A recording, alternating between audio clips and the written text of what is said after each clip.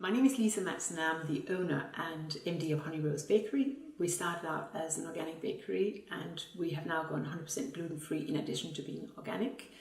We produce a range of sweet treats, brownies, cookies, flapjacks, biscuits, and we export to a number of European countries: Italy, Spain, France, Germany, Norway, Denmark, Finland, Sweden, and have recently started exporting to the US as well. I always known since I was young, probably 12, 13, that I wanted to be a pastry chef. So straight after my baccalaureate, I left Denmark to train as a pastry chef in Paris. I then came to the UK and worked in other businesses, and eventually came to a time in my professional career where I felt I knew enough to start on my own. And I then reverted back to baking, which is what I've always loved. I contacted former employers and friends who worked in finance for how to go about the funding, and they suggested I should raise money in chunks of about £4,000 because they felt that was an amount people wouldn't really miss or think too seriously about investing in a startup, which is risky type of investment. And they had faith in me, and I raised £70,000 in £4,000 to £8,000 chunks. They helped me write the shareholders agreement. They helped me do the business plan, the Excel, especially my investment banking friends. And that allowed me to find our premises and get the business going.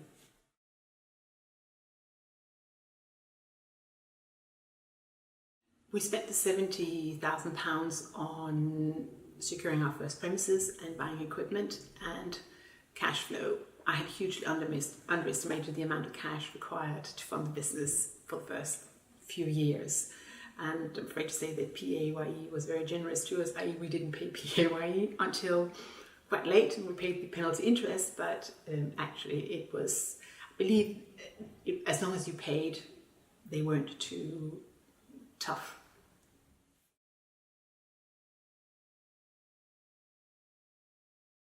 I issued 17.5% shares against the £70,000 investment we raised and retained 82.5% of the shares. And that was important to me too.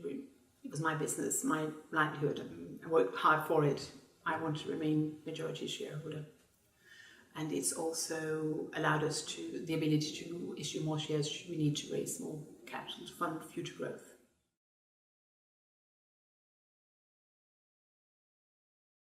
My first milestone was encountering a buyer at an airline caterer in the UK who I just knew did not get Honeyrose, didn't understand the quality. So I bypassed them and went straight to Scandinavian Airlines in Stockholm at the head office, found the buyer, and he had a chefing background, he understood quality, and he said, "Why don't you come and show me your samples?" And I bought my £200 flight to Scandinavia, to Stockholm. It's quite nerve-wracking. It seems such a big decision to go to another country just to sell cakes. And he really appreciated the quality and then listed the products on internal flights throughout Scandinavia. So we supplied pallets of brownies to Stockholm, Oslo and Copenhagen.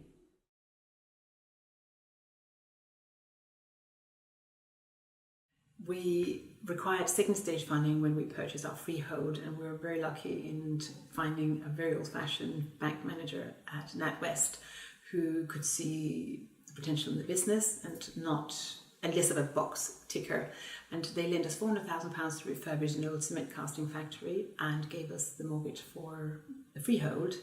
And we then topped up the balance with our retained earnings from the previous 6 years.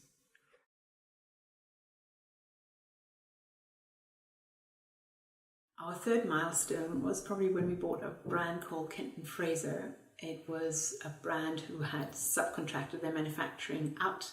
We took the manufacturing in-house. It's a conventional and gluten-free brand, and it had great quality products, and it exported into a number of countries, and that allowed us to suddenly access export markets, export wholesalers for both the Honeyrose and Kenton Fraser brand.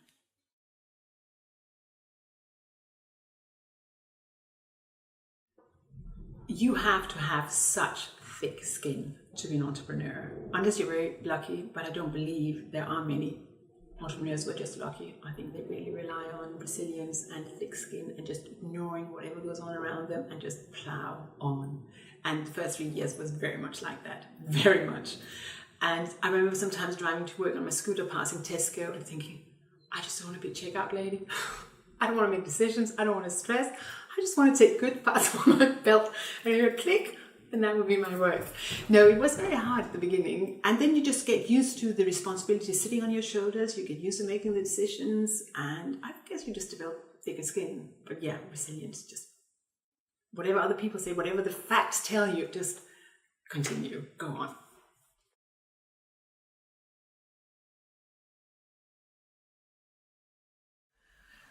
The best advice I got was probably the advice of asking for £4,000 chunks instead of larger amounts, because it meant the people that I contacted for funding didn't really hesitate. If they lost the money, it wouldn't be too big a deal for them. And it meant fundraising was just really easy and smooth.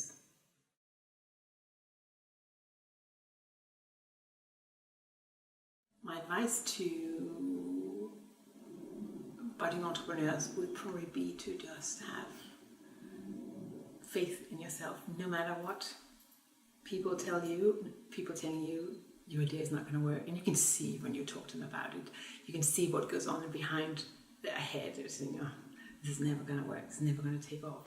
You just have to ignore all that and believe, blind faith in your idea that it's going to work. Because if you don't believe it's going to work, it won't work.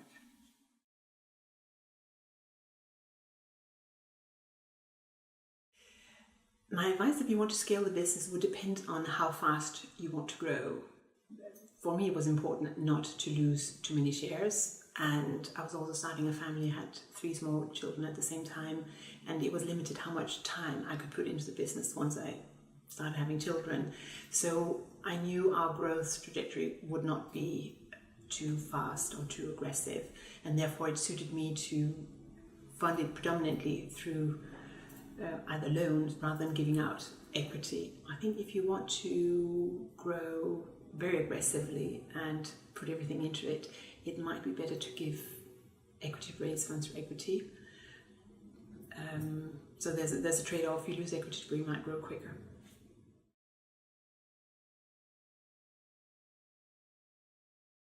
Personally, I don't think it's difficult to access finance, but I also think we're in a unique situation with a very supportive and very understanding bank manager who believes in us as a business, and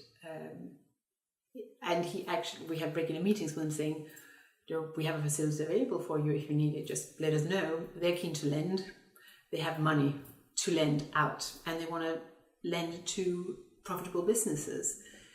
We have not needed the money to expand yet, but it's great to know it is there. But I suspect we are in a slightly unique situation with our relationship with NatWest and our bank manager.